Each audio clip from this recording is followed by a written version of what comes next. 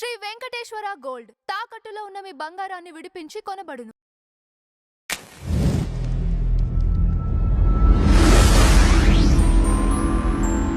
రోజా గారు press meet పెట్టింది మొన్న మీరు చూసినట్టయితే, ఆవిడ ప్రతిసారి వచ్చినప్పుడల్లా ఒక సంచలనం ఏదో ఒకటి క్రియేట్ చేసి వెళ్ళిపోవటమే జరుగుతుంది.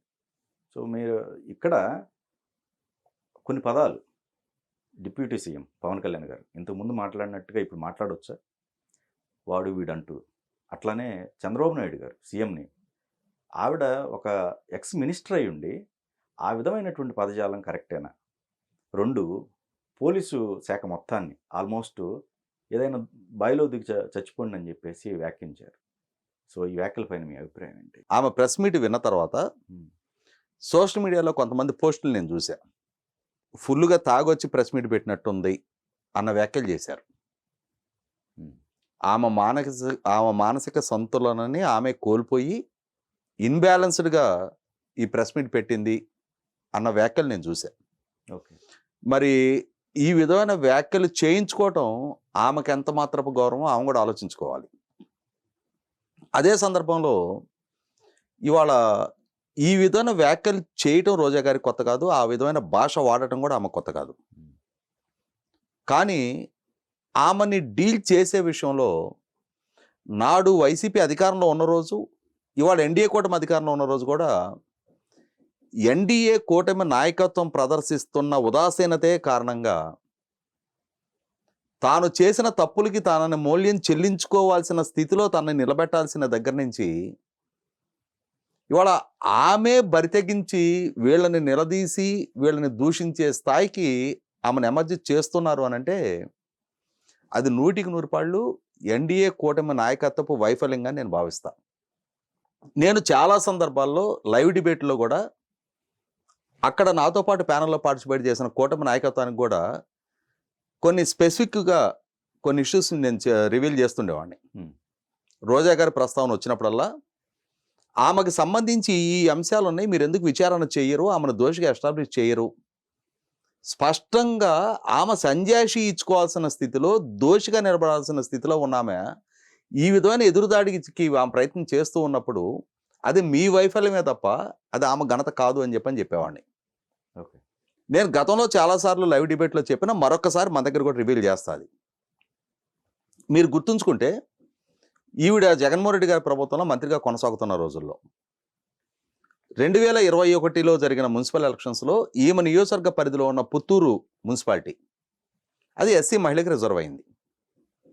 అలా రిజర్వ్ అయిన నేపథ్యంలో ఆమె నియోజకవర్గానికి సంబంధించిన పుత్తూరు మున్సిపాలిటీలో 17వ వార్డు కౌన్సిలర్గా నెగ్గిన మహిళ ఎస్సీ మహిళ, ఆమె ఎస్సీ మహిళగా నేను నెగ్గున్నాను కదా, చైర్మన్ పదవి నాకు ఇవ్వమని చెప్పని స్థానిక శాసనసభ్యురాలు మంత్రిగా ఉన్న రోజా గారిని అప్రోచ్ అయ్యారు. 2021కి ఈమె ఎమ్మెల్యేనే, ఇంకా మంత్రి కూడా కాదు, ఈమె స్థానిక శాసనసభ్యురాలు కాబట్టి ఆమె ప్రిఫరెన్స్ అనేది ముఖ్యం కాబట్టి ఎంపిక చేసే స్థాయిలో ఆమె ఉన్నారు కాబట్టి ఆమెను అప్రోచ్ అయింది. నీకు చైర్మన్ పదవి ఇవ్వాలి అని అంటే 70 లక్షల రూపాయలు ఇవ్వండి అని చెప్పని ఎమ్మెల్యేగా ఉన్న రోజా నన్ను అడిగింది అని ఆమె మీడియా ముఖంగా చెప్పింది. నా దగ్గర 70 లక్షలు లేవు, నేను 40 లక్షలు ఇవ్వగలను అని చెప్పని వాళ్ళ అన్నయ్య కుమారస్వామి రెడ్డికి ఆ 40 లక్షలు ఇచ్చాను అని చెప్పని ఆవిడ మీడియా ముఖంగా చెప్పింది. నా దగ్గర 40 లక్షలు తీసుకొని కూడా నాకు చైర్మన్ పదవి ఇవ్వలేదు అని చెప్పింది. అదేంటి 40 లక్షలు తీసుకొని నాకు చైర్మన్ పదవి ఎందుకు ఇవ్వలేదు అని అడిగితే, ఇప్పుడు ఇచ్చిన ఆవిడని 2.5 సంవత్సరాల్లో దింపేస్తాము, ఆ తర్వాత 2.5 ఏళ్ళు నువ్వే చేద్దువు అని చెప్పని నన్ను అష్యూర్ చేశారు. ఇప్పుడు 2.5 ఏళ్ళు కాల పరిమితి పూర్తయింది. పూర్తయిన తర్వాత కూడా నాకు మళ్ళీ చైర్మన్ పదవి ఇవ్వని నేపథ్యంలో నేను మళ్ళీ గట్టిగా నిలదీస్తే రోజా గారు నాకు సమాధానం చెప్పడం లేదు. నేను వాళ్ళ అన్నయ్యని గట్టిగా నిలదీసిన తర్వాత నా దగ్గర తీసుకున్న 40 లక్షల్లో నుంచి 23 లక్షలు తిరిగి ఇచ్చాడు, ఇంకొక 15 లక్షలు తిరిగి ఇవ్వలేదు. నేను ఎస్సీ మహిళను, నన్ను ఈ విధంగా మోసం చేసిన రోజాని వాళ్ళ అన్నయ్యని ఖచ్చితంగా రేపటి ఎన్నికల్లో ప్రజలు బుద్ధి చెప్పాలి అని చెప్పని వైసీపీ పార్టీకే సంబంధించిన 17వ వార్డు దళిత మహిళా కౌన్సిలర్ మీడియా ముఖంగా తెలియజేసింది. మరి అక్కడ స్థానిక ఆనాడు రోజా గారి ప్రత్యర్థి ఇవాళ శాసనసభ్యుడు గాలి భానుప్రకాష్, మరి తనెందుకు ఆ అమ్మాయిని 17వ వార్డు కౌన్సిలర్ని తీసుకొచ్చి రోజా గారికి వ్యతిరేకంగా పోలీస్ కంప్లైంట్ ఎందుకు ఇప్పించకూడదు? నువ్వు శాసనసభ్యురాలివి, కానీ ఒక పదవి కోసం 40 లక్షల లంచం తీసుకున్నావు అనేది మీడియా ముఖంగా అడ్మిట్ అయిన వీడియో ఫుటేజ్లు ఉన్నాయి వాటికి. ఆ సాక్ష్యాధారాలతోటి ఆమె మీద ఎందుకని ఛార్జెస్ ఫ్రేమ్ చేయకూడదు? కానీ ఈ విషయంలో ఎందుకో తెలియని ఒక ఉదాసీనత ఆ నియోజకవర్గ స్థాయి టీడీపీ నాయకత్వం, ఆ జిల్లా స్థాయి నాయకత్వం, రాష్ట్ర స్థాయి నాయకత్వం కూడా మరి మహిళ కాబట్టి అని చెప్పని జాలి చూపిస్తున్నారని తెలియదు. అదే సందర్భంలో ఆమె టూరిజం మంత్రిగా పనిచేసింది. టూరిజం శాఖ మంత్రిగా ఉండి రాష్ట్రం మొత్తం టూరిజం ప్రాజెక్టులకి కేటాయించాల్సిన టూరిజం బడ్జెట్ 452 కోట్ల రూపాయలు ఒక్క రిషికొండ ప్యాలెస్ కోసం సంవత్సరానికి 9 కోట్ల రూపాయల ఆదాయం ఇస్తున్న హరిత రిసార్ట్స్ని కూల్చి ఒక డెడ్ ఇన్వెస్ట్మెంట్గా ఇవాళ ఆ రిషికొండ ప్యాలెస్ని నిర్మాణం చేయించింది ఆవిడ హయాంలో. ఎందుకు 452 కోట్ల రూపాయల ప్రజాధనాన్ని ఆ నిర్మాణం పేరిట దుర్వినియోగం చేయించారు? పైగా అవి నిర్మాణం చేసే క్రమంలో పర్యావరణ అనుమతుల ఉల్లంఘనకు పాల్పడ్డారు, సిఆర్జెడ్ నిబంధనల ఉల్లంఘనకు పాల్పడ్డారు. ఇన్ని నిబంధనల ఉల్లంఘనకు పాల్పడి 452 కోట్ల రూపాయల ప్రజాధనంతో ఈ ఆటలాడుకునే స్వేచ్ఛ, అధికారం ఆమెకు ఎవరిచ్చారు? ఖచ్చితంగా దానికి అకౌంటబుల్ ఆమె. ఎందుకంటే ఇదే జగన్మోహన్ రెడ్డి ముఖ్యమంత్రిగా చంద్రబాబు నాయుడు గారు 2014-19 మధ్యకాలంలో ప్రకృతి వనరైన ఇసుకను ఉచితంగా ఇచ్చారు అన్న కారణం మీద ప్రభుత్వ ఆదాయానికి గండి కొట్టారు అని చెప్పి ఆయన మీద కేసు నమోదు చేశారు. మరి వాళ్ళ అసలు సిసలు 452 కోట్ల రూపాయల ఈ ప్రజాధన దుర్వినియోగానికి బాధ్యురాలుగా రోజాను ఎందుకు కేసులో బుక్ చేయరు? టూరిజం శాఖ మంత్రిగా ఆమె ఆ భవనానికి రిబ్బన్ కట్ చేసి ప్రారంభోత్సవం చేసింది. పైగా ఆ భవన నిర్మాణాన్ని సమర్థించుకుంటూ ఆమె పేపర్ స్టేట్మెంట్లు ఇచ్చింది. మరి ఈ విషయంలో ఆమెను ఎందుకు అకౌంటబుల్ చేయరు? అదే టూరిజం శాఖ మంత్రిగా కొనసాగుతూ పులివెందుల్లో స్థానిక ఎంపీ వైఎస్ అవినాష్ రెడ్డి వాళ్ళ బావ విజయభాస్కర్ రెడ్డి అనే అతను అక్కడ పులివెందుల క్లబ్ అనే ఒక భవన నిర్మాణానికి పూనుకున్నాడు. ఆ భవనం ఇన్కంప్లీట్గా మిగిలిపోయింది. అతను నిర్మాణం సంకల్పించాడు. ఒకసారి ఆయన స్టేజ్కి వచ్చేటప్పటికి అతనికి ఇంట్రెస్ట్ పోయిందో, బడ్జెట్ సపోర్ట్ అవ్వలేదో, ఆ భవనం అసంపూర్తిగా మిగిలిపోయింది. ఒక ప్రైవేటు వ్యక్తి తన పార్టీకి సంబంధించిన పార్లమెంటు సభ్యుడు బావ కాబట్టి అని చెప్పని అతనికి ఆ డబ్బు స్ట్రక్ అయిపోయి డెడ్ ఇన్వెస్ట్మెంట్గా మారదు కాబట్టి అతనికి ఆ బెయిల్అవుట్ చేయడం కోసం టూరిజం డిపార్ట్మెంట్ డబ్బు చేత 15 కోట్లకు ఆ భవనం కొనిపించి పులివెందులలో టూరిజం డిపార్ట్మెంట్ చేత ఇంకొక 10 కోట్ల రూపాయలు ఖర్చు పెట్టి ఒక 4 స్టార్ హోటల్ నిర్మాణం చేయిస్తున్నారు. పులివెందులలో టూరిజం డిపార్ట్మెంట్కి 4 స్టార్ హోటల్ అవసరం ఏముంది? అంటే అక్కడ పెట్టిన ఆ పెట్టుబడి మొత్తం ఒక డెడ్ ఇన్వెస్ట్మెంటే కదా.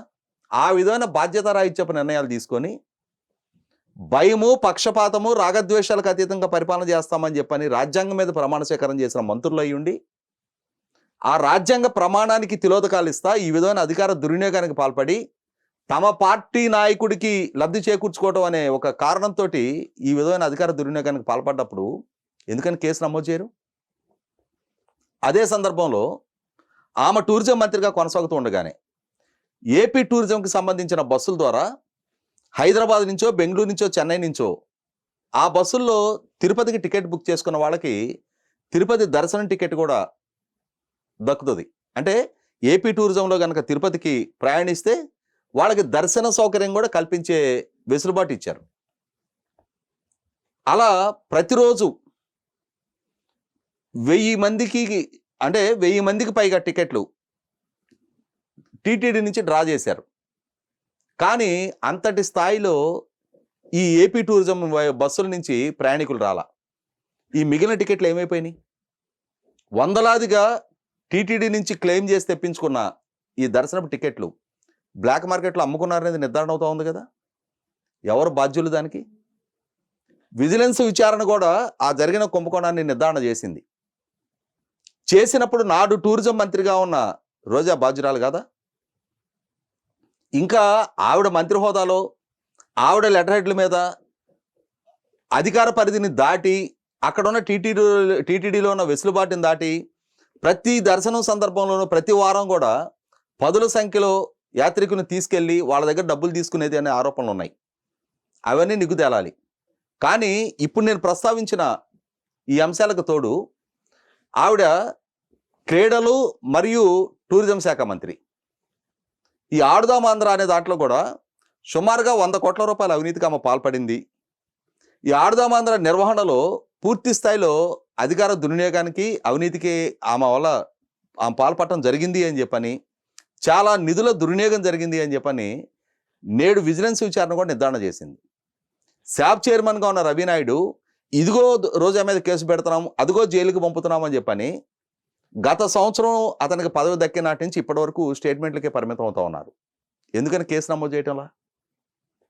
మనం గతంలో విన్నాం, పేర్ని నాని సతీమణి జయసుధ సివిల్ సప్లైస్కి అద్దెకిచ్చిన గోడౌన్లో, ఆ గోడౌన్లో నిల్వ చేసిన 378 టన్నుల బియ్యం మాయం జరిగితే ఆ మాయమైన అంశంలో జయసుధ మీద కేసు నమోదు చేసే అంశంలో ఆమెను అరెస్ట్ చేయాల్సిన సందర్భం వచ్చినప్పుడు ముఖ్యమంత్రి హోదాలో ఉన్న చంద్రబాబు నాయుడు గారు మహిళ జోలికి ఎందుకు వెళ్తున్నారు అని చెప్పని జాలి ప్రదర్శించారు అని చెప్పని పేరు నానియే మీడియాలో చెప్పాడు.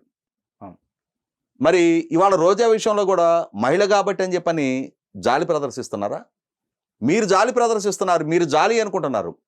ఆమె మీ చేతకంతనం దద్దమ్మతనం అనుకుంటుంది.